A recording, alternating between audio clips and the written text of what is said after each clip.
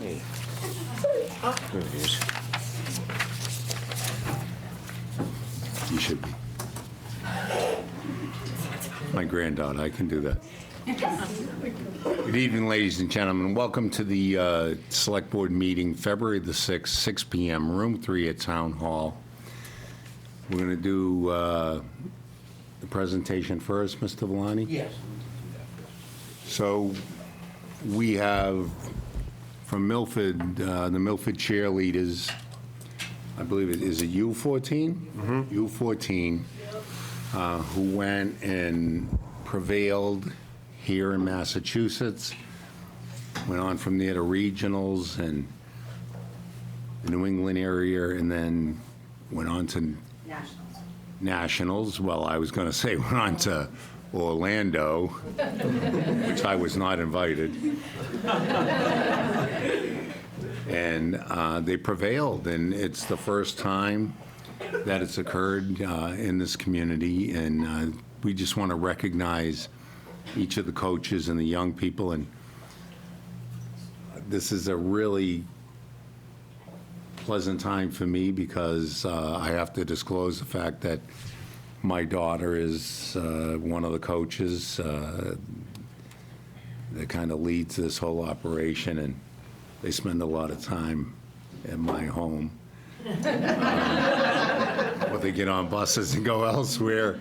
And then my granddaughter, she is also a member. So I disclose the fact that I do have a personal interest in presenting this with great pleasure. And my colleague here this evening, Paul Mazzucchelli, we've discussed just how great this is. So Paul and I will announce a name. You folks can come up. The first one's coming up is my daughter, who, with 8.5 months pregnant, get on a train along with my wife and her husband and an 18-month-old. This one was 11 pounds. The one before was 10.5 pounds born. So when you see the size of her, she makes big babies. Long and short of it, we'll announce the names and we'll give each of the young people a recognition. And I'll read the first one, and then from there we'll read your name and you come up, because they read similarly. The Town of Milford, Massachusetts citation. Be it known that the Select Board hereby offer their congratulations to Jalen Grenard in recognition your successful and exciting season as a coach of the Milford U14 Youth Cheer team, and winning the National Cheer Championship. On behalf of the people of Milford, the Select Board, we extend their very best wishes and express the hope for future good fortune and continued success in all endeavors, given this 6th day of February, 2023. Fantastic. Really good.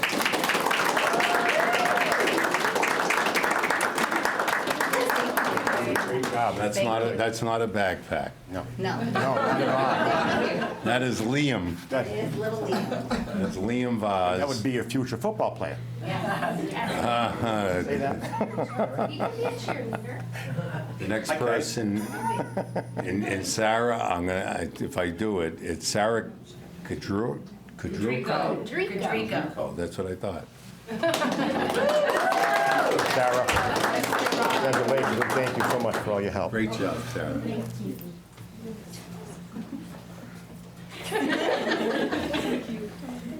And this is the younger people, so Donna Salas, I think, or Coach.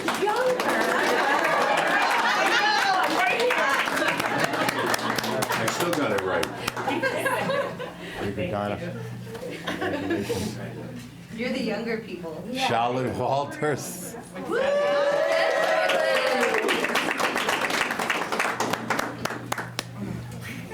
Congratulations. Thank you. Good job. Thanks. Go Shar. Ashley Gibson.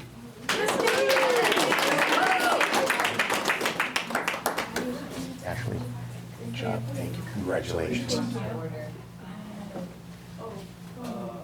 Lucy Alexi.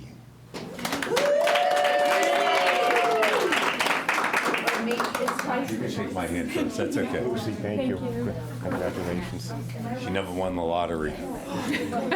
Go where the check is. Chloe Salas? Congratulations. Congratulations, Chloe. This is a real tough one for me to pronounce. Ellie Wallace. My granddaughter.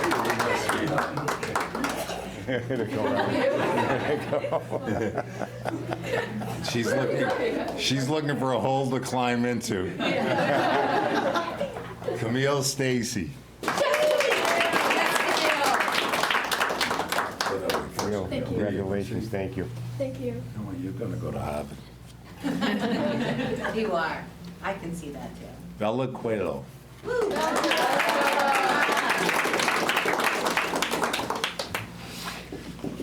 Congratulations, Bella, thank you. Bella, congratulations. Juliana D'Amata.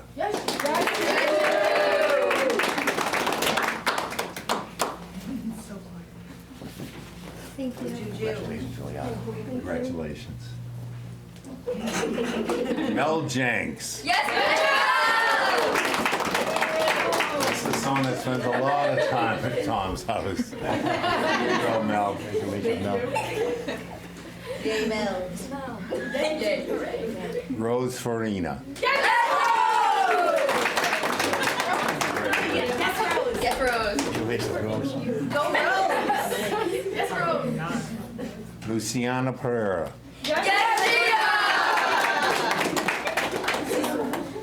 Congratulations, Luciana. Thank you.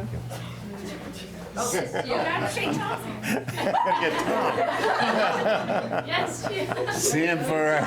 Sam Ferreira.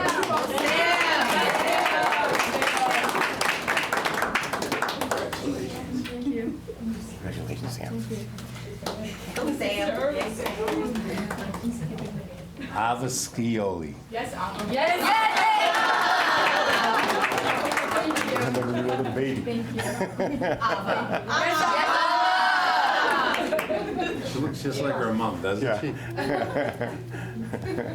she? Julie Claro.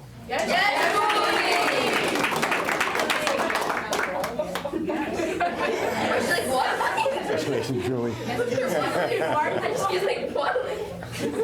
it, right? Did I get everyone? That's everybody. We got the whole team. No, Congratulations. Thank you, guys. Crowd, hold on a moment. Yeah, I just want to say something too, because, I mean, it's something to get into the, just to be asked to go to the Nationals, let alone win it. You know, you get to be amongst other teams that are the top in their nation. You get to talk to them and learn from them, and they learn from you. And like I said, it really builds character, and something that not everybody can do. So it's a one-in-a-lifetime experience, and you guys did it. You girls did it. Nationals, imagine that. That's amazing. I remember when I was in youth sports, I used to coach football and baseball for 11 years, but we never went to the, I don't think we even went first place, you know. But anyway, it's a congratulations. But going through that process, I understand too that the parents, the board of directors, the coaches, all must have really been proud to see you grow up as young girls now that you're national champions. Yes. Really. So again, you made us all proud, and it's people like the coaches and the parents and the volunteers of the organization that make it great. Like, they made you great, they made the program great, and they gave it a great name. Credit to Milford. Thanks for everything. Thank you. Your hard work, it's going to be recognized so that it just doesn't, the presentation to you this evening is to you personally, but so that people remember that you were the cheer team that went to nationals and won. So we will post a sign as you come Route 16 or Route 109 in Milford that will cite the fact that you're the champions. You are the champion. Right.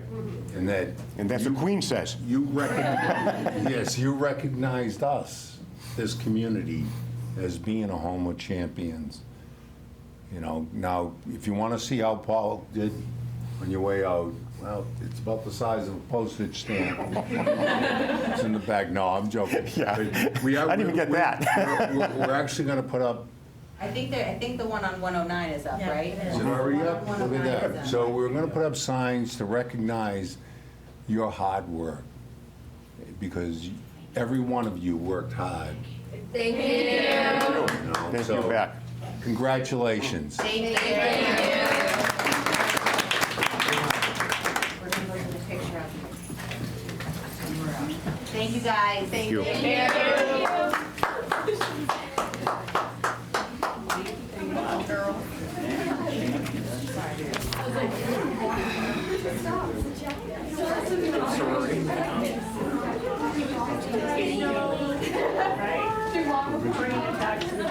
Okay. It's not often we get cheers. No, not at all. That's for sure. Once in a lifetime, that's for sure for me. So signing of the warrant, Yes. approval of the minute, signing the warrant first. Yeah, Mr. Chair, a motion to approve signing of the warrant.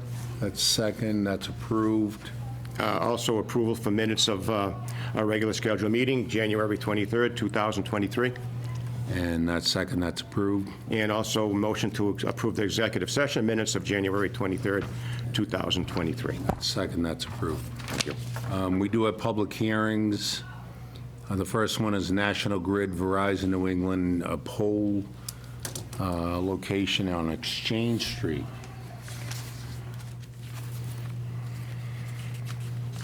Are they with us? Not sure the reps from National Grid You want to come back to that? here. Who's the rep? His name is Michael Frazier. I do have him on here. We do, okay. I'm sorry, I didn't see. Yeah, just right there. There he is, yeah. Yeah. We do have Michael Frazier, the rep from National Grid, been here before. Hi, Mike, how you doing? Good, how are you? Mike, good evening. I don't know if you have video or you want to just do audio, that's fine. I can see you. Okay. I don't blame you. You don't want us to sneak in. Hey, Mike, give us an idea of what you're trying to accomplish, and we'll move this along. Yeah, so we're putting in a new pole 3-50 in between existing poles 3 and 3-80 on Exchange Street, which is around House 21 Exchange Street.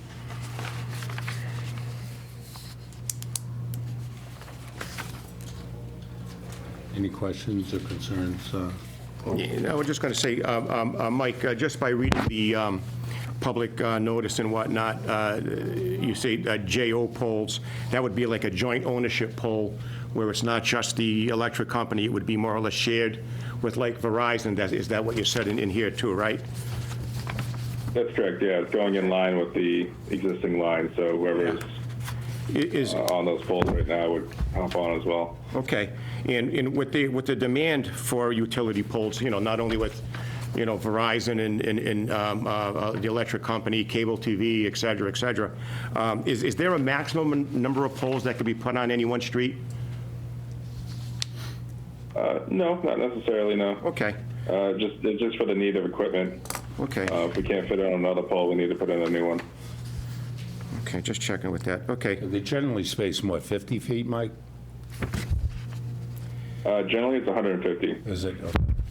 Okay, good. I have no other questions, Mr. Chair. I don't either. You know, Motion to. A motion to approve. Chairman? No residents. This is a public hearing, we just need to. Okay, as for the, Anyone else want to talk about the telephone pole on Exchange Street? I don't hear anyone showing an interest.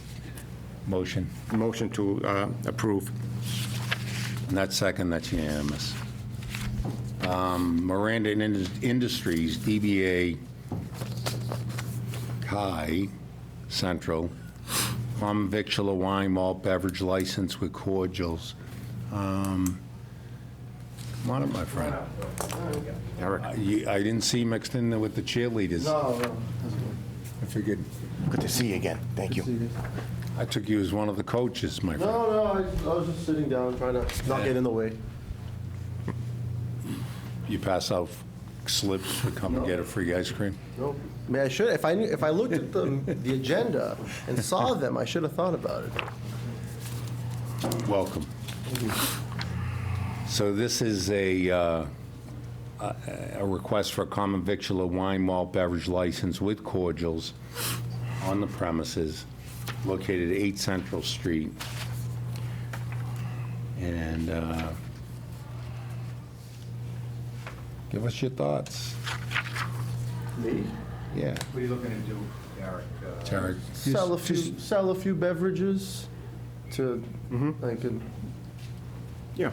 I got a lot of, my customer base is huge. So It's huge, and that'll even add to it. That'll help. add to it, Yeah. business is booming, let's make it boom more. Good, good. That's what we like to hear. Plan is to keep growing. And also, too, because of your kindness that you had at one of our last meetings where you were actually offered up a license to another competitor, really. Yeah, I hope they're doing good.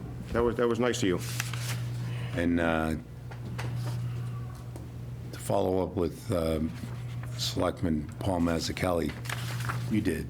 Yeah, it was extremely gracious that at that meeting, you said, look, the person came in ahead of me, give them the license, and if something comes up, and please consider me. And that's consistent with, frankly, your reputation, who you are, and it was no surprise to any of us, but I'll let Paul make the motion because I don't want to go out of form, but I would make it in a heartbeat. Yeah, Mr. Chairman, I make a motion to approve the common victular wine and malt beverage license with cordials to Miranda Industries, doing business as Akari Acai. Acai Central at 8 Central Street, Milford, Mass. And I second that. That's unanimous, and I do that, really. You're a great guy. Thank you, gentlemen. Thank you. Appreciate it. Thank you. Good luck to you. All the best.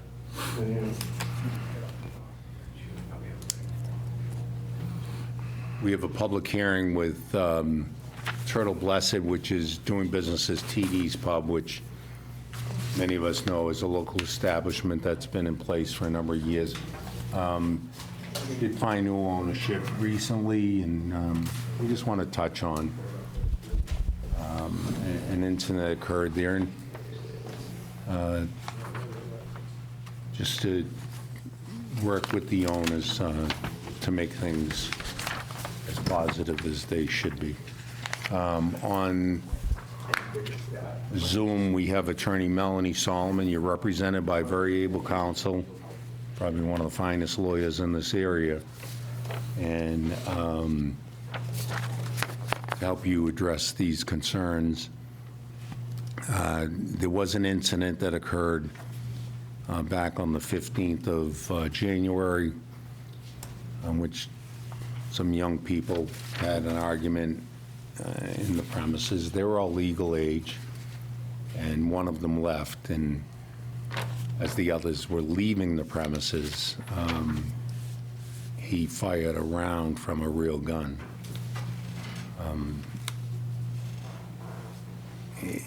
The issue for us is the timing of reporting it to the police so that the police could respond and make a difference, as well as to collect whatever evidence was there, because that impacts on the case involving this young person with a real firearm.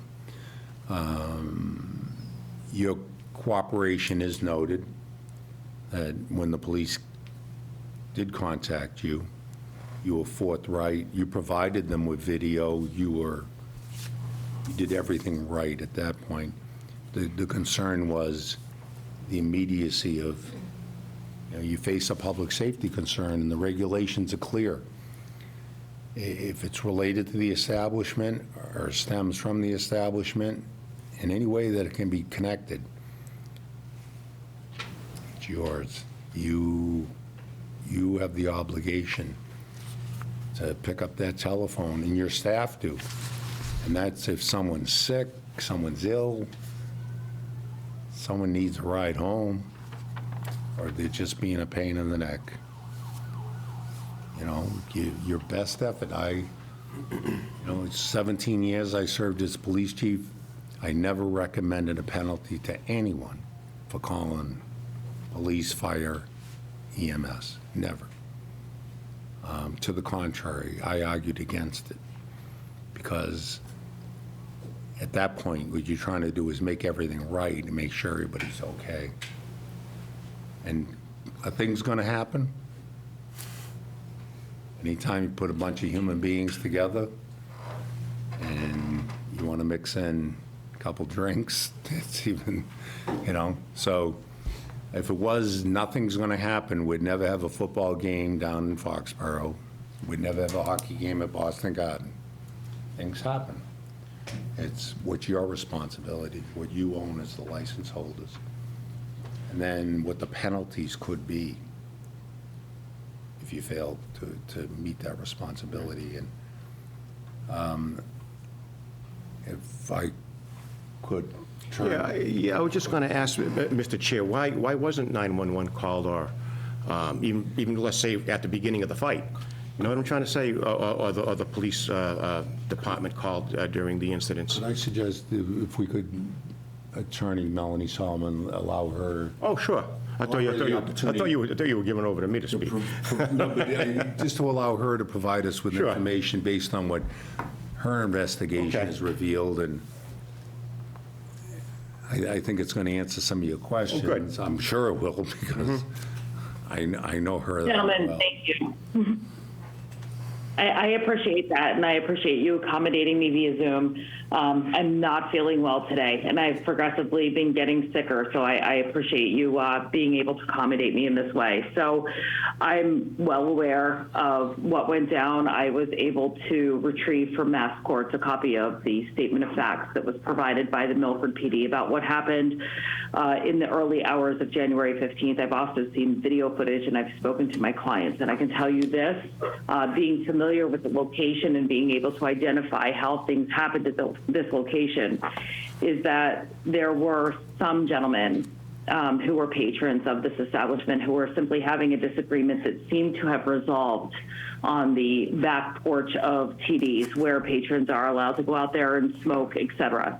The videographic evidence that I observed showed a party unknown to the owners of the establishment, somebody who did not frequent the area, appear with a face mask on. And it triggered one of the patrons who was known to TD's.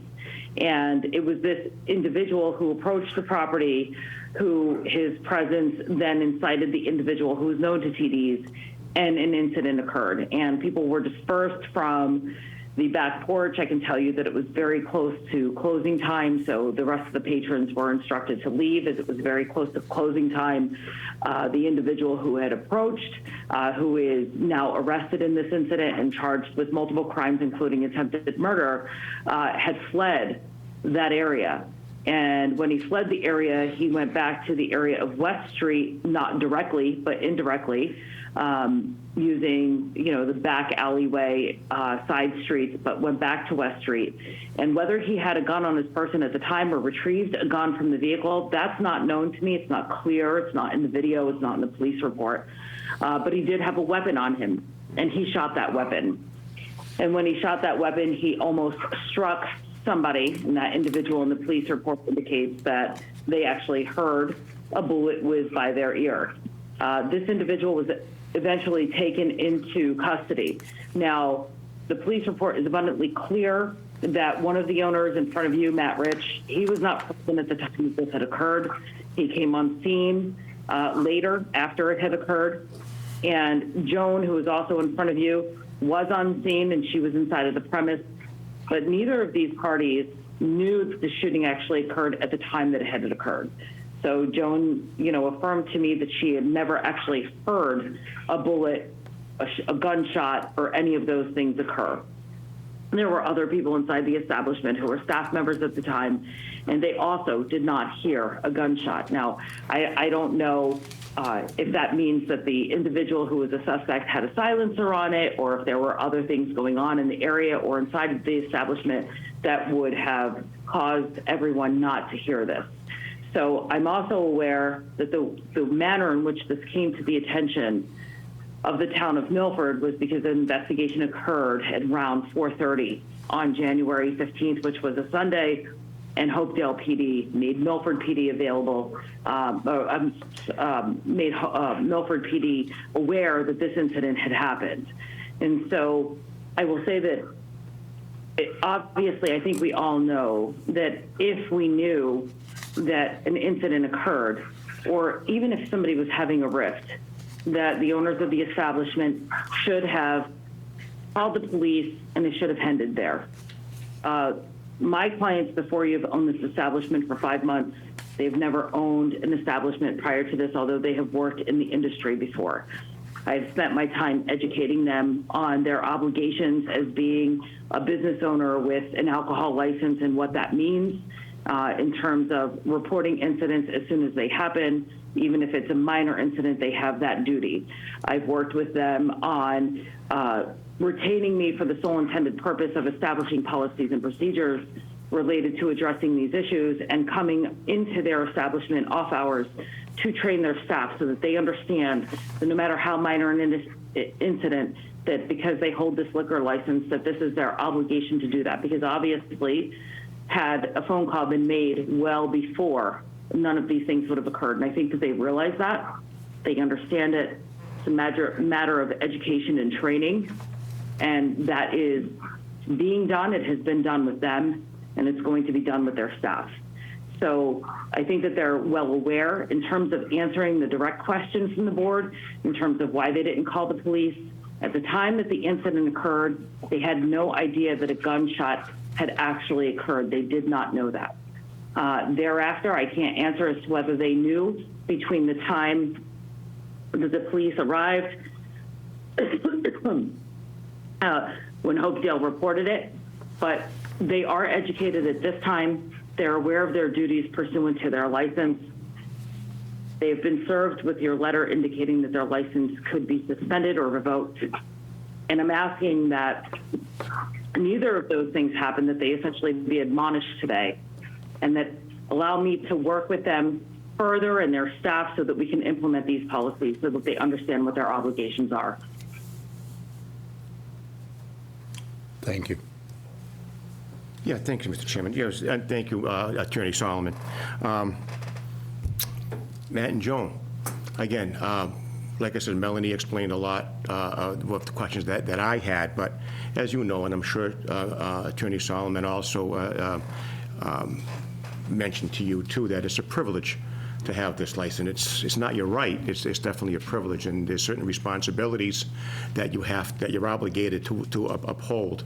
For instance, I've been in the enforcement business as the Board of Health Director for decades, and like I said, just to education and awareness is the best factor on compliance. We'd rather have compliance than enforcement. Enforcement's expensive, it takes time, et cetera, and we don't want to put anybody out of business either. Again, like Attorney Solomon says, you own the place for approximately 5 months, and sometimes you do overlook things and make mistakes. Sometimes just all the hustle and bustle would cost. And being in the enforcement business, also, like I mentioned with the health department, the food service and alcohol business is very complex and very busy.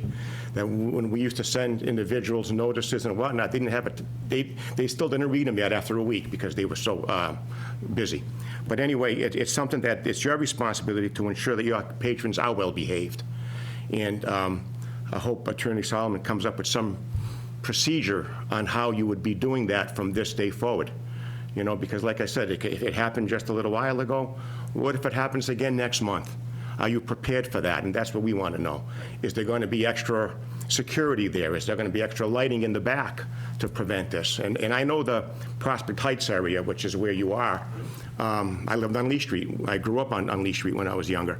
And that's probably the road that Attorney Solomon said that he took to go to West Street. But anyway, again, the house it's a congested area. The houses are close by. A stray bullet can cause some serious damage. You know, unfortunately, it did not. So again, that's you should be aware from this day forward that, you know, you have to be a little more aware of keeping your customers in line. Okay? Absolutely. Thank you. But utilize the police. I mean, you know, there's one thing that Attorney Solomon emphasized, you know, those public safety services, we all pay for them for a reason. you know, and they want to be there to help you. They're not looking to penalize you. We want you to succeed. The last thing I want is for a business to go out. I'd rather have you be as successful as you can be. And that's always been the approach. But you have obligations, and the penalties are severe, as I know counsel expressed, to lose your license. You know, that's your livelihood, and I know you have an investment there. Nobody wants to take it from you. We want you to succeed. We want you to really thrive. You know, I would strongly urge you to follow the advice. You have capable counsel. As I said, one of the finest lawyers in this area. Whatever training she's offering to talk to your employees, because if someone didn't give it to you when you were back that way, then they weren't looking out for themselves. You know, so for you to do that training to your employees, all you're doing is protecting yourself. There's so many potential liabilities there that are significant. And I'd urge you to do that. You know, my sense was, and I thank you for coming here this evening, and I appreciate, counsel, that you're not feeling well.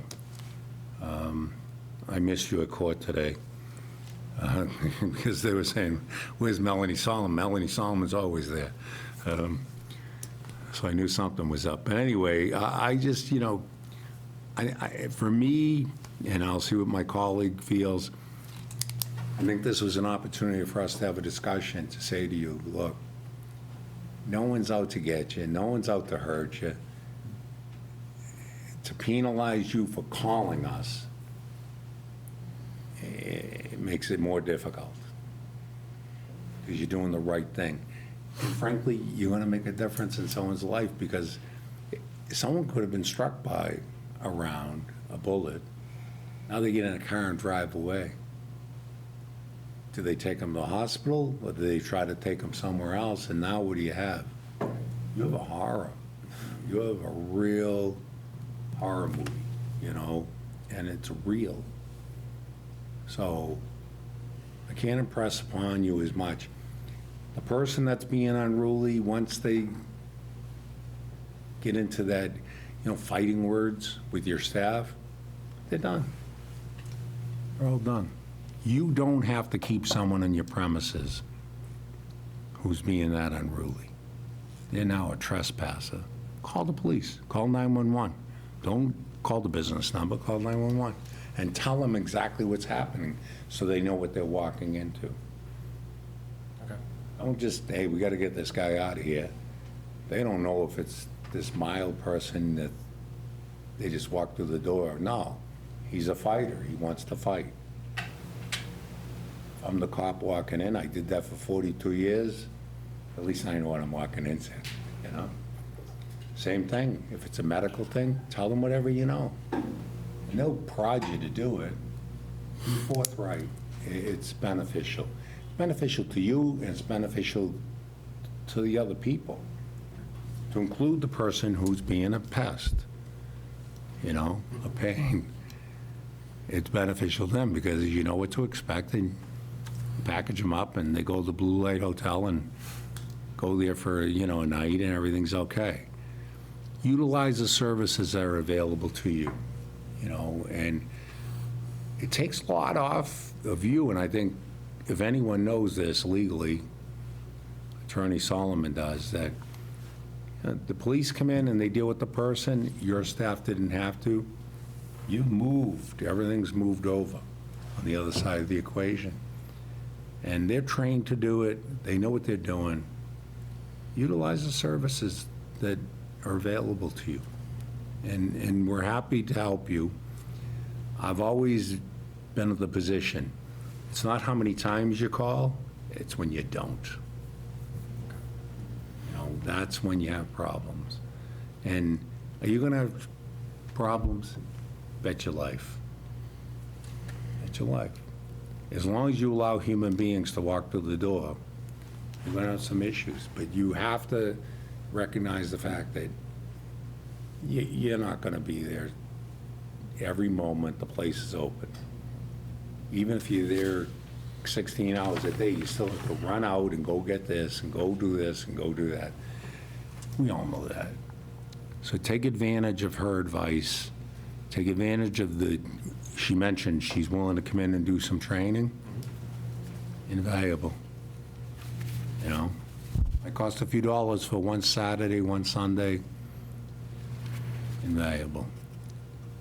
You know, if they shut you down for the weekend, Super Bowl weekend, Right. bigger impact. If you lost your license, huge impact. So I say that to you in a very meaningful, pleasant way of no one wants to hurt you. We want to help you. We want you to succeed. You got the best guidance in the world. You have the best guidance in the world right there. Utilize it. It's well worth it in the long run. It's well worth it, okay? Anything else, Mr. Mazzucchelli? No, just going to say, you know, like I said, Tom said it all, and like I said, it's follow the law, follow your responsibilities, keep the public safe, and keep a handle on your patrons that come in. Absolutely. Especially, as Tom said, the pests. Thank you. Being kind. Attorney Solomon, thank you very much. Thank you, Attorney Solomon. We appreciate your input and the fact that you developed a plan to move forward, to remedy the issues and concerns, and to make a difference for your clients and their business. And I hope you feel better. Thank you. Thank you, gentlemen. Have a Thank good you. night. I appreciate you accommodating me. Thank you. You're quite welcome. Good night. Thank you very much. Thank you. Thank you. Take a deep breath. You're okay. Ready? Thank you so much. Keep doing the right thing. It's a tough business.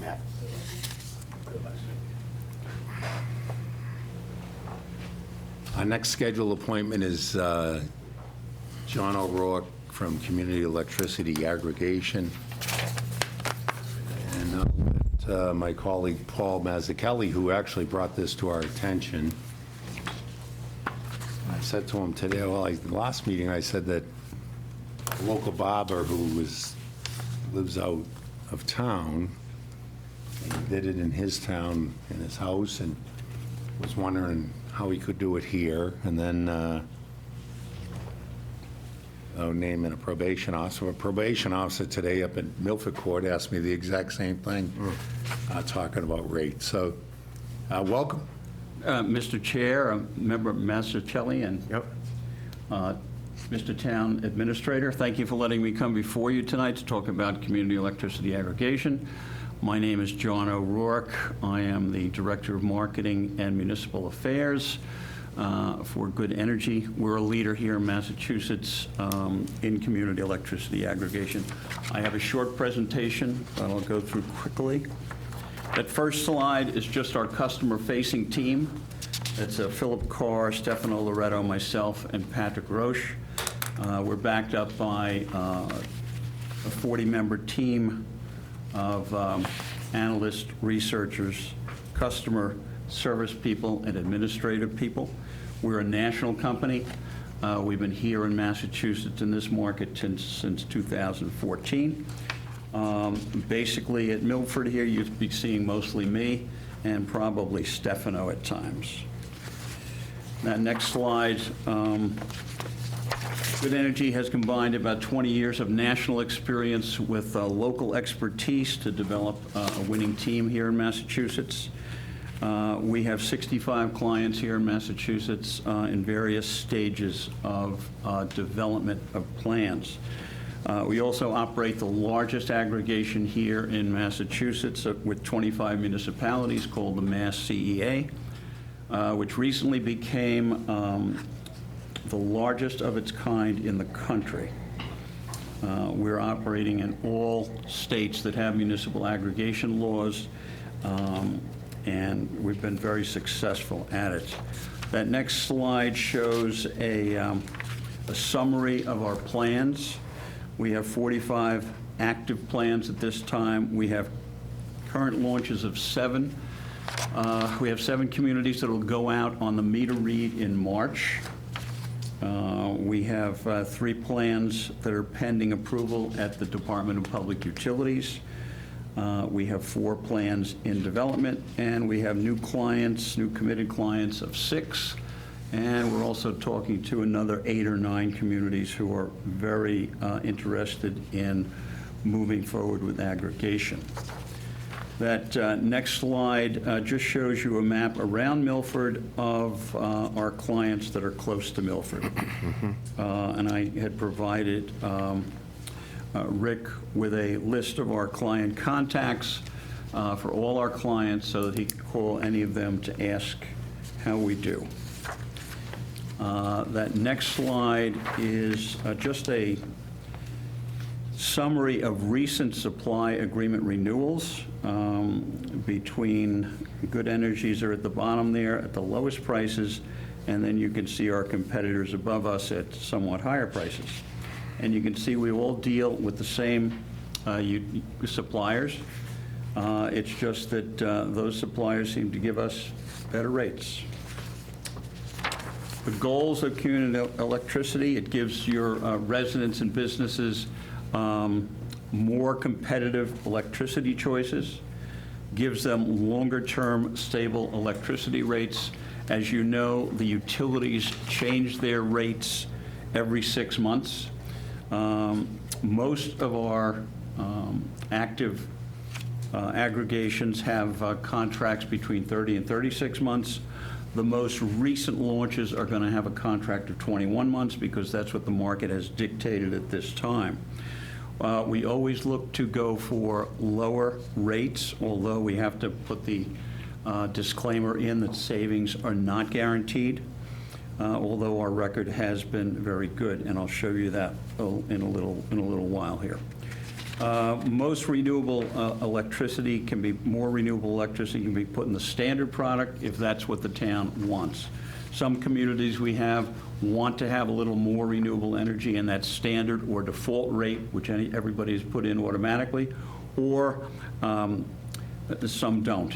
Some just want the basic as low as it can go.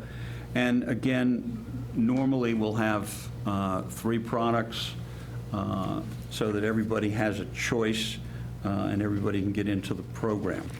What this also does, what aggregation does, it increases consumer protection against unscrupulous retailers.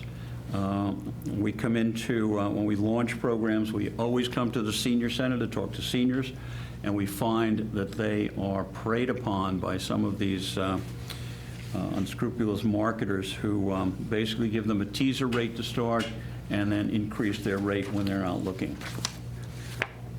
The next slide shows aggregation here in Massachusetts. There are now 175 municipalities out of the 304 that are eligible, with 67% of the Massachusetts population that have approved municipal aggregation plans by the DPU, and that includes Boston and Worcester. The reason it's only 304 eligible is because the other 47 have municipal light plants. Okay, so they're out of the mix. They are already considered aggregations.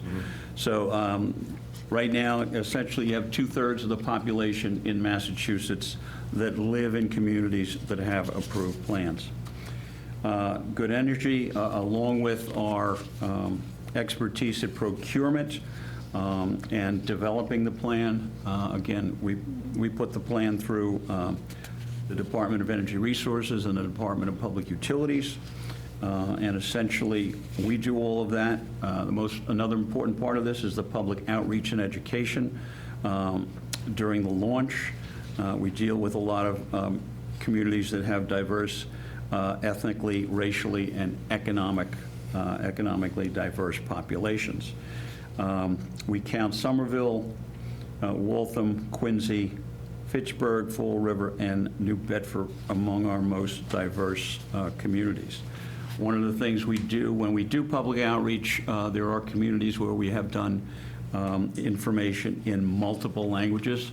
I forget the community it was, but we did one with 6 different languages. That next slide, essentially what happens is National Grid continues to service the account. The only thing that changes on the one bill that everybody gets is the name of the supplier and the rate. National Grid is neutral about the electricity supplier. Back in the late 1990s, when deregulation came about, the utilities had to divest themselves of all generation assets, so they only make their money on the distribution side, maintaining the infrastructure, doing the billing, doing administrative work, and they don't care, again, where the electricity comes from. One of the questions we always get from people is, if I'm in the aggregation, am I going to get inferior service from the utility? Not at all. They don't care because they're not making money on the supply. Again, they maintain the infrastructure and they address and resolve all electric issues. That next graph shows National Grid's rates in comparison to the aggregation rates for the Mass CEA aggregation. As you can see, we do very well in comparison to the National Grid rates. And again, I have to say that future savings are not guaranteed, but historically, you can see we've done quite well. That next slide just shows what we do as a full-service aggregation consultant. We start out, we develop a plan with the guidance of municipal officials. Town meeting does a vote to approve aggregation. That's the start of the process. Everything starts with that process. Again, we work with whoever the board designates to develop a plan. And again, these plans have been through the DPU. All these plans are basically vetted, so it's not like we're going out there on our own. Then there's a public review period for residents who can look at the plan and make suggestions. That's a 30-day period. It used to be a 2-week period, but now it's a 30-day period. And again, during that period, plans are available for the public to review and to comment on, to ask questions on, and it usually ends with a public hearing by the board in which people can make final comments. Any comments that are given to the board or the town during that time are included in the plan that goes to the Department of Energy Resources. What they do is they look at the plan, their lawyers go over the plan, make sure it's in compliance with the law. They give the town what is known as a letter of compliance, a consultation letter. That letter allows you to take the plan and to submit it to the Department of Public Utilities, who is the authorizing, they approve the plan. We work through the regulatory process with the regulatory agencies. We respond to any requests they need for information or more documentation to obtain final approval. Once we get final approval, we can conduct a competitive bid. We usually have 3 to 4 national suppliers that bid on our aggregations. The municipality chooses the term and the price that they want from the competitive bids. And then we start a multi-channel outreach and education campaign to reach all the residents. There's a 30-day period known as a customer notification period where basically we have a lot of public outreach, a lot of meetings to basically let people know what is going on. There's a detailed letter that goes out to everyone explaining the program. Again, that has to be approved by the Department of Public Utilities, and then the program is launched. Once it's launched and everybody is in the program, we usually get between 80 and 85% of the eligible residents to come into the program. Eligible customers are those who are seen as being on the basic service of National Grid. So anyone who is on the basic service of National Grid will get what's known as a customer notification letter that explains the program. During that 30-day period. They can choose to stay in the program by not doing anything. They'll automatically be enrolled. Or they can send in an opt-out card or call the supplier to opt out of the program. Once the program is in place, we monitor that program. We get information on a regular basis from the suppliers, and we provide all the reporting required by the Department of Public Utilities and, of course, to the town officials for their use. That next slide is all my contact information. And I'll open it up for questions.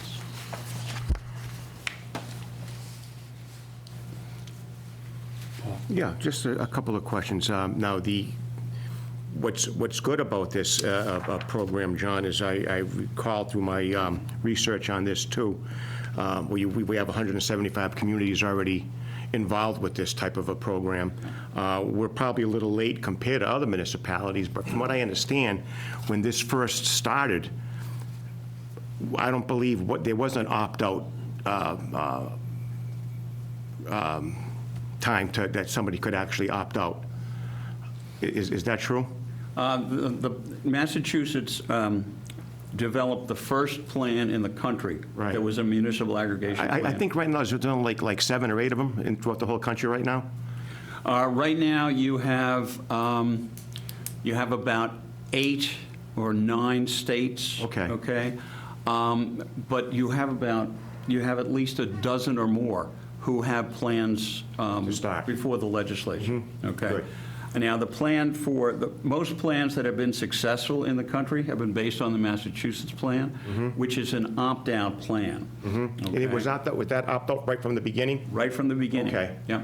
Very recently, within, I guess, 3 years ago now, both Rhode Island and New Hampshire had aggregation plans, but they were opt-in plans. What happens with those is that suppliers will not bid on them because they don't know what they're bidding on, okay? They went through that for 10 or 15 years. They recently changed that to opt-out plans, and now we're both in New Hampshire and Rhode Island, basically aggregating communities as well. So they're having success now where they didn't have success before. Okay.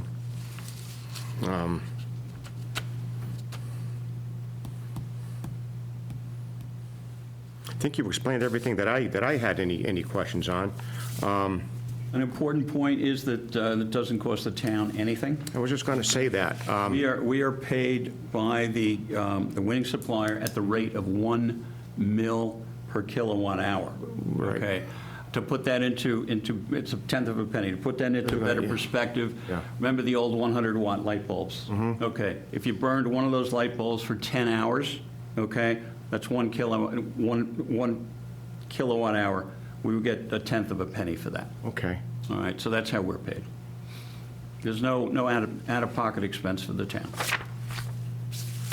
How long do you think, let's say our town meeting is in May, and let's say it gets approved by the town meeting members, how long after that do you think, if everything goes according to plan, the way you just, you were mentioning too, everything in order, will we be able to get this program going to our residents? Recently, the Department of Public Utilities took a lot of heat because they had plans in process for over 2 years, okay, which was really, people were very upset about that, and with some of our plans that were in that. They got such bad publicity, and because of the change in administration, and there's going to be some change in personnel at DPU, that should move a lot more quickly. I can't give you a real timeline, but you could probably, if you pass this in May, and just about everybody does on the first try, okay, you're probably talking about the spring of 2024 to launch. So about a year, basically. Yeah, that's because we've got to get plans approved, plans designed, approved. Do we usually have a committee for that? We do all that work. Okay. Okay, there are certain points along the process where we need decisions from the town. But essentially, and again, we can't do anything without the DPU's approval. Right. We've done this so many times. They know our paperwork. It moves pretty smoothly.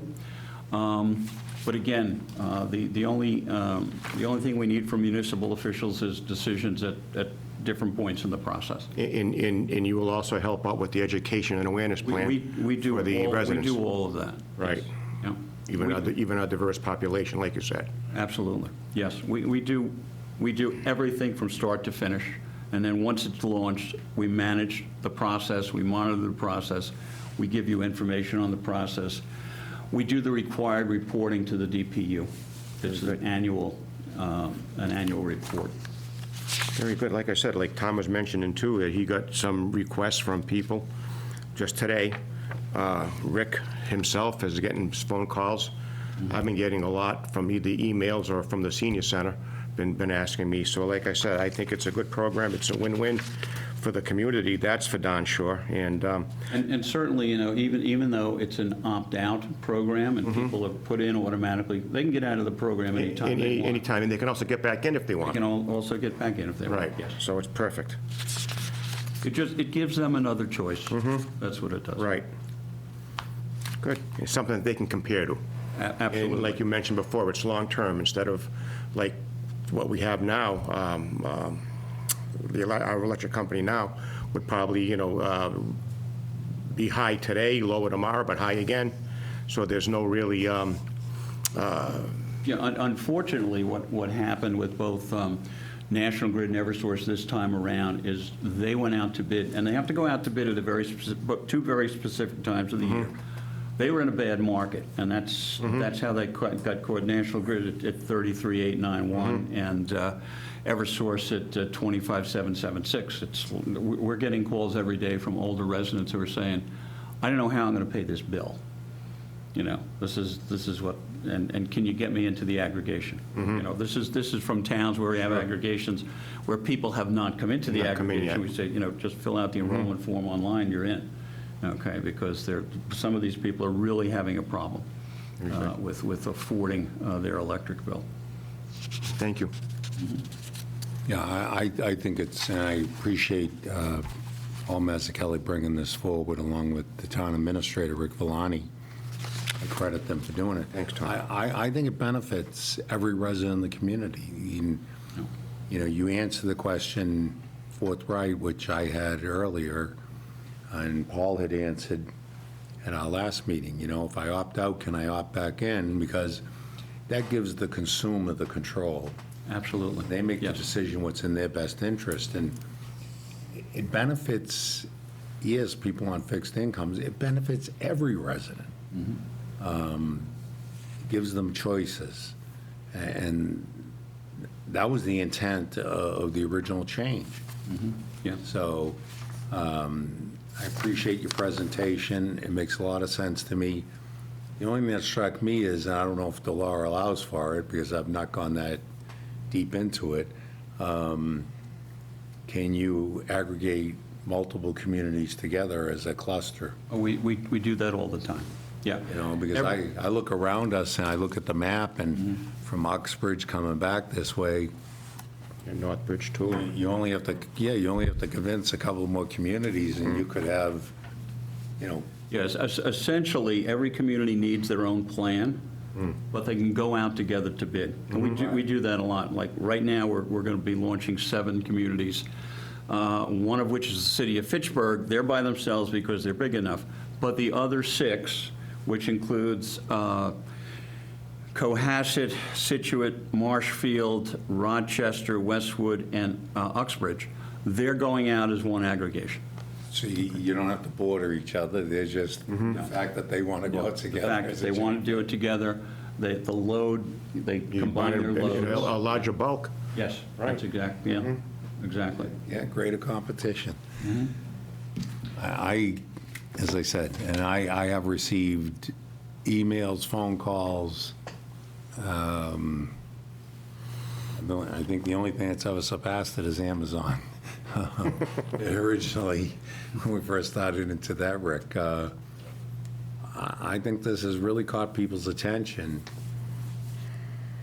to the point, not only here in Milford, but because it was raised here, and many of them have businesses here or involved in other governmental activities here, and they're asking the question, even for their own homes and communities, that you have it. And, you know, this is for small business, too. Businesses as well as Sure, residential. no, I appreciate that. Small business. Yeah. That's who, you know, the people that have approached me, so great presentation. I'm in favor 100%. Mr. Chairman, can I make a motion that we get an article for the next town meeting in May to ask for the town meeting members to approve us going forward? I can send Rick It was the- an article that's... John has already sent me. Yeah. Oh, okay. The motion could be to enter into an aggregation service agreement with. Good Energy. With Good Energy, and maybe if you could authorize me to sign the agreement. Sure. I actually have the agreement reviewed by myself Yep. and town council. And be Yeah. satisfied with it, one little typo, but other than that, if the board's so inclined. Take your motion. Motion to accept that. Seconded, unanimous. I think it's well worth it to the residents. Thank you for your Can't time. thank you tonight. enough for your time, and thank you very much. We brought the cheerleaders here for your presentation. Congratulations on having a national... National team, right. That must be absolutely great. Sure is. And, yeah, for the young girls to do that? Yeah, I know. That's fantastic. It really is. Fantastic. Thank you. Rick, here's some extras. Thanks, Thank John. you. Have a See you. good night. You too. And Town Administrator's report. Yes, just two quick items tonight. I just want to recognize a couple people who did some work above and beyond over the weekend. Received a heartfelt thank you from Paul Serpine, Director of the Claflin Hill Symphony Orchestra. We had an issue here on Saturday. There was no water. Obviously, it was very, very cold. Pipes froze. I called Facilities Director Carlos Benjamin, came in immediately. Maintenance custodian Mark Benziano was here. He was going to work the concert. They spent a few hours, and they were able to get the water service in the town hall. As I was this close to unfortunately canceling the symphony. Paul was very, very appreciative. Again, both came in. Carlos knew exactly what needed to be done. And about 1 hour, I believe, before the concert, everything was back to normal. So I just want to thank both of them as a result of their efforts on especially Carlos on a day he did not have to come. The concert was held and enjoyed. by Beautiful. many. I'm told upwards of 350 people braved the weather for this concert. So I just want to recognize them and thank them for their work. One other thing I just want to update the board on. As you know, Sue Clark is retiring, as Senior Center Director. We have what we believe are at least 6 solid applications from qualified individuals to serve as the next Senior Center Director. Right now, we are conducting interviews. We've done 2 already. There'll be 4 more done the rest of the week. Those doing the interviews are myself, HR Director Kristen Malpignano, Senior Center Director Sue Clark, and longtime Select Board member Dino DeBartolome. So we're hoping to have a recommendation to the board for the February 27th meeting, or if there's a need for a meeting earlier, we may even be able to meet that. Good. So I just want to update the board on that. We are moving quickly on that. It's a very important position, and we want to get it done. Thank you. And that's all I have, Jim. Excellent, great work, and good committee. People that are very close to the senior center, so very good. Old business, Amazon. We met via phone. I ended up talking to a judge. But in any event, the number of calls that we've had dealing with Amazon has decreased significantly to the point that unless something changes, and our contact via email, text messages, our ability to reach out to each other is always there. The question comes for us is where we come together in meeting. I say we, myself, the town administrator, the building commissioner, the highway surveyor, and police chief at times, and others, that fire chief, others that have an interest in different situations. So we're going to change those meetings to quarterly. However, if someone has a complaint, please let us know, and we send it out as soon as we receive it. We send it out, and we get a very, very quick response from Amazon. If it's damage to your property, we can tell you where to call, how to get help, to make sure that whatever damages you might have incurred are addressed appropriately. So just want to update people on that. Anything else, Rick, that you had on Amazon? One complaint, and Amazon responded very, very quickly. It was a question of driver education, and they have done that. So that's the only complaint I've received in recent weeks. The next matter is a correspondence from Brian Murray, Town Council, concerning proposed policy regarding electioneering. This is a matter that came up in response to a previous policy that was far more restrictive than that which the general laws or bylaws required. So Attorney Murray wanted to bring some balance to that, and I guess to place it appropriately within the bounds of the requirements of the state law. Rick, if you'd want to touch on it. Yeah, Brian, I think, did a nice job on this. He did bring it within the confines of Mass General Law. It's very simple. It's basic. Basically, it will be allowed. There's some caveats. Obviously, we don't want to disrupt what's going on. So if we have a meeting going, for example, and someone coming in and doing that and disrupting a meeting, obviously, we're not going to allow leaving a nomination packet and saying to myself or somebody else that, can you collect signatures for the person running for office? So he tried to, and he did, I think, a nice job. It's simple, it's basic, it meets Chapter 54, Section 65 of the Mass General Laws. And I think it's just clear. It's been kind of, since I've been here anyway, kind of back and forth as to what we were doing, how we were doing it.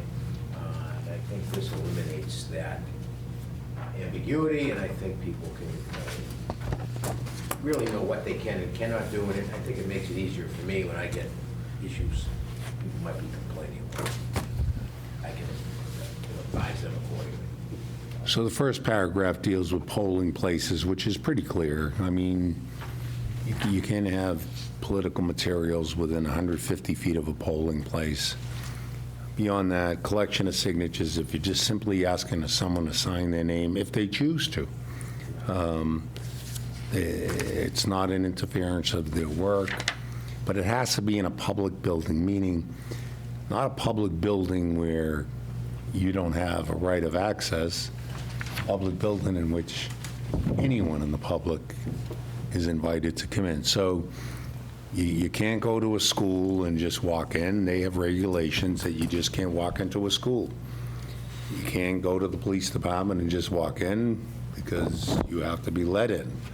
So no, you can't, I would say, in those areas where a member of the general public could not just walk in and do that. And I think that's where some of this came from in the previous decisions as far as how to make things right.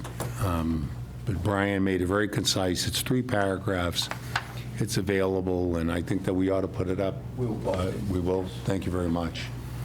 Paul, you motion to accept? Yeah, a motion to accept that, Mr. Chair, because like I said, it avoids a lot of confusion that the previous one already did. And I did my research too with Belchelder in the Supreme Court upheld Article 9 of the Mass Constitution, which more or less, and what Tom George just mentioned, and allows regular, open to the general public municipal buildings can have access to signing of nomination papers. So like I says, I definitely make a motion to approve this, Mr. Chair. And I would second that unanimous. Mr. Chairman, any chance we could maybe move Kristen to the front of the line here and get her home? Come on, It's a Kristen. long day. Do we not have the session afterwards? We'll work. Oh, that's right, too. I forgot. Never mind. She's staying. I forgot. Okay. My bad. She has executive session? Yeah, she's going to be here for the duration with us. Never mind. Okay. Unless she wants to zoom in. It's fine with me. That's up to her. I'll leave that to her. It's up to you. If you want a break, let me know. Town Administrator, we're into new business. Release of executive session meeting. Yes, this is the second consecutive week. These would be executive session minutes for 2018 and 19, I believe. Again, I go through them initially. I do have town council, basically another set of eyes review, and then also we have you gentlemen to further review. Pretty straightforward. Most of the ones are matters that are now resolved, collective bargaining, for example, employee contracts, for example. Most of the ones that we don't release obviously have either HIPAA or medical, those types of personal, private, privileged information. This will take us back to the last time that I actually did them, because I did them last in 18, or early 2018. I will continue to go back as some of the matters that we didn't release back in 18 now may be able to be released. So, but it will be less of a burden now. Again, I want to thank Brian for his help. Like I said, another set of eyes. So I ask if the board has reviewed, that the motion would be to release the 2018, 2019 executive session minutes as indicated in your packet tonight. Yep. Mr. Chair, I'd like to make a motion to release the executive session minutes from January 8th, 2018 to December 16th, 2019, to release to the public for their review. And I would second with the comment that this is something that, in conversation with the town administrator, of the fact that public access to these minutes wasn't there. And so we're going backwards to the point where it stopped, and in my opinion, should not have. Law's clear about posting minutes of sessions, and so we're trying to rectify some of that and have the information available. Then people have a right to go through it. There are some things that are redacted, and that's related to things that are very personal to an individual, in which they would have a right to challenge the release, or matters that are still ongoing, and there are some that are still ongoing. So, Rick, I want to thank you and Attorney Murray, and I believe Attorney Moody was involved initially, Yes. for your help in just moving us from back then to up to date, so that we continue to release minutes as things occur, and if need be, protecting certain information as required or allowed by the law. But thank you very much. Thank you. Thank you, Rick. So that's seconded, that's approved. Depot Street signage. The owner of Depot Street, Adam, he's asked if we would consider putting a sign. We did put in a crosswalk at the recommendation of the police department for people that cross Depot Street to get to the parking lot across the street that he leases, to keep vehicles off of Depot Street, frankly, and open up the, people's line of sight as they travel on Depot Street, which can be interesting at times. He's asking if we would put similar signs as we did recently on West Fountain, which indicate the crosswalk is there. Right. Because of the railroad tracks, sometimes it's hard to see that the crosswalk is there. I think it's a smart idea. He's been cooperative. He actually put up signage of his own, if you remember, and put up lighting at his own cost to ensure that things are safer there. Do I have a motion? Motion, Mr. Chair, to approve signage on Depot Street to alert motorists of a crosswalk sign recently installed in front of the restaurant. I second that. That's unanimous. The police chief has sent us a recommendation for a crosswalk at Deer Street and Cedar Street, as suggested or recommended by Deputy Chief Robbie Tassino.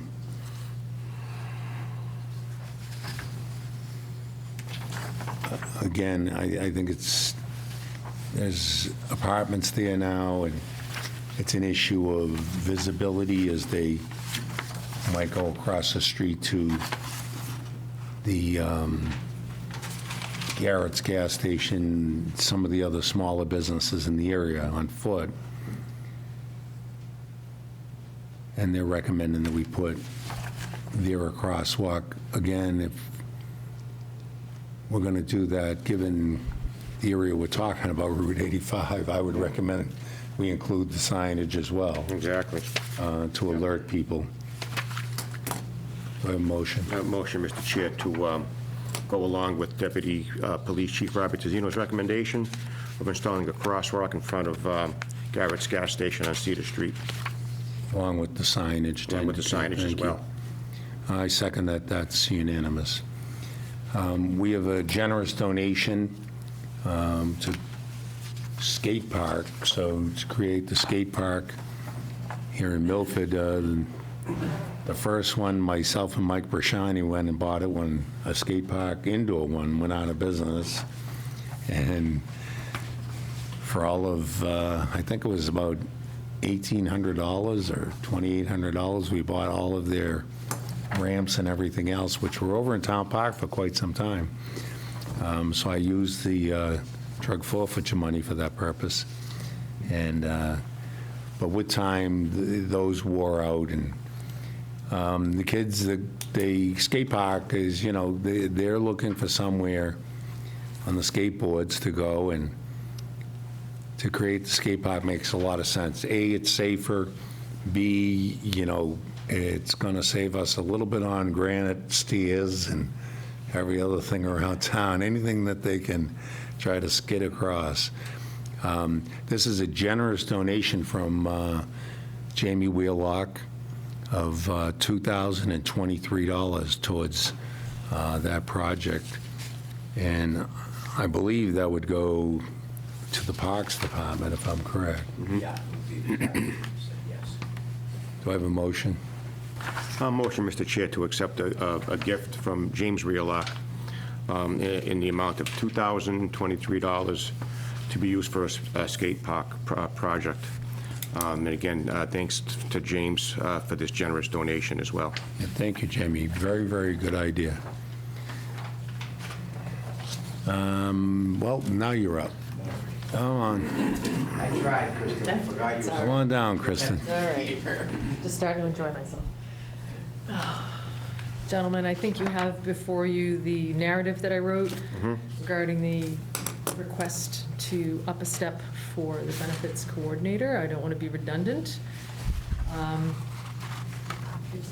In a nutshell, describes the utterly amazing person I have working for me, who does a job that checks not only all the boxes, but is exceptional at what she does. Now, had I known, I mean, I knew she was going to be good when we hired her. I had the feeling and all the recommendations from people, but she's really gone above and beyond that in every possible category. And so I wanted to submit to take advantage of the proviso and the personnel bylaws to up a step for her in her position. The total delta on that would be about, I think it's $2,400 for the annualized impact. It's not in this year's budget. It would have to be effective for July 1st. So that's the ask. I know it has to go before the Personnel Board if it's. Oh, passed certainly, here. yeah. And that's something that's been done in other circumstances, am I correct? Correct. With employees. Paul? Yeah, Mr. Chair, I did experience firsthand her work ethic and attention to detail, as Christian explained, and willingness to go above and beyond. You know, like I said, and I have no problem recommending that we move this forward to go a step for Laura Klobuchar. I would second that. That's unanimous. I respect your opinion and makes it easier. Public Transportation Advisory Committee, a resignation. Brian Long has advised Mr. Villani of a memo from Sue Clark regarding her resignation from the Public Transportation Advisory Committee due to her upcoming retirement. They are unable to meet, having only 3 members, and they would ask that we, I believe, look to letting people know that if there's someone that's interested in the Public Transportation Advisory Committee, to reach out to Town Administrator Rick Villani and express their interest so that we can keep that committee alive and working with the folks that we have dealing with the MWRTA and other ideas and thoughts. I think we have to do 2 things. One, we'd have to accept Sue's resignation, right? And then just the caveat that, you know, Mr. Villani will look and accept people that are interested in filling that position. Website with openings, we could do maybe something like that. That Sure. would be helpful for all committees and boards. Sure. This isn't unfortunately the only committee that's Right. in that situation. Okay. Yeah, Mr. Chair, I make a motion to accept the resignation of Susan Clark, resigning from the Transportation Committee. And that's unanimous. Invitation to speak. I don't know if there's anyone on, Chris, online? No one online. And I don't see anyone in the audience asking to address the board. Correspondence, Mr. Mazzucchelli? The other thing I was going to ask, someone asked me last week how the dog park committee is doing. I mean, I remember when they came in, I was very new to the select board, and the committee was here to ask us if we could give them permission to go forward, and they were to go forward with finding various locations and whatnot to get the park up and running. I was just wondering if we could probably ask them for an update on what's been happening since the last time they met with us over a year ago. I'm okay with that. I think it's, Okay. you still see it on Facebook. There are people always, every once in a while, it gets raised again, And they ask what's going on. especially the other day when it was -10. Dogs weren't excited just going out the door. So, yeah, Rick, if we could reach out and Yeah, we can do that, sure. thoughts, ideas, see how things are going, Yep. and if we can be helpful. And I think, you know, Rick, there's another example of a position that we're looking at, you know, assistant town administrator and someone that, you know, industrial development, but yet it's actually neighborhood development. So I think a resource to a committee like that, that'd be very, very helpful. Any other correspondence, Paul? No, thank you. Rick? No, I'm good. All set? Okay. We are going to go into executive session. The town administrator, we're going to discuss the town treasurer contract. Additionally, pursuant to the open meeting law, Chapter 38, Section 21A3, to discuss strategy with respect to collective bargaining. If an open meeting may have a detrimental effect on the bargaining position of a public body and the chair so declares, and this is related to the sewer department, And do I have a motion to go into Motion, Mr. Chair. executive session? Go into executive session. And I second that. That's unanimous. Roll call vote. Aye. We will go into executive session. We will not come back out to general session. I want to thank you for tuning in, those of you that attended, especially all the cheerleaders that cheered us on. But we will not come back into regular session. Stay warm, and we're headed towards Valentine's Day. We're almost there. Good evening.